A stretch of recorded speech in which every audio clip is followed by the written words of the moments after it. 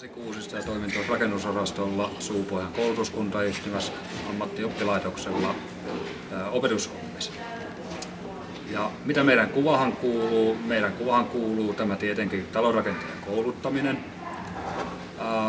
Itse asiassa ihan tästä kirvesmiestasolle asti. Käytännön töissä niin se hiukan vaihtelua. Mitä ei tehdä sillä lailla, että se tehtäisiin vain tekemisen vuoksi, mikä tehdään tänä päivänä ja puretaan seuraavana päivänä ihan aitoja näitä asiakastöitä. Messutapahtuma, mikä tänne Kauhajoen kaupunki järjesti, ammattioppilaitos asetti tämän standinsa, telttapuoli, missä me tehdään ihan näitä asiakastyötä, leikkimökkiä. Sitten meillä on siellä täällä osasto täällä hallin sisällä, jossa saadaan myös lisäinformaatiota. Suupohjan alueella on rakentaminen kohtuu vilkasta johtuen näistä tällaisista kaikista koulurakentamisista ja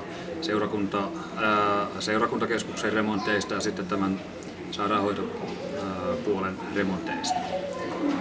Toki jotta opiskelijat, itse asiassa nyt nämä ykköset, jonka kanssa minäkin nyt toimin, ne on todella hyvässä tilanteessa tällä hetkellä. Nyt on hiukan hiljaisempaa, mikä parempi paikka olisi opiskellakaan. Ja ei tämä notkahdus ihan kaiken tule kestämään, koska 2-3 vuotta mennään, niin rakenteja todellakin tarvitaan. Olen eläkkeellä ja kohta 70. Eli mä teen kaikenmoista harrastuksessa. Mä keramiikka on kaikista rakkailla. Mä laulan kuorossa ja mitä nyt eläkeläiset yleensä tekee. Aivan. Miten sitä käsityö on lähtenyt? Missä on lähtenyt tämä? Kansalaisopistosta. Tää keramiikkaharrastus. Ainahan mä oon ommellun ja tehnyt kaikkea muuta sellaista.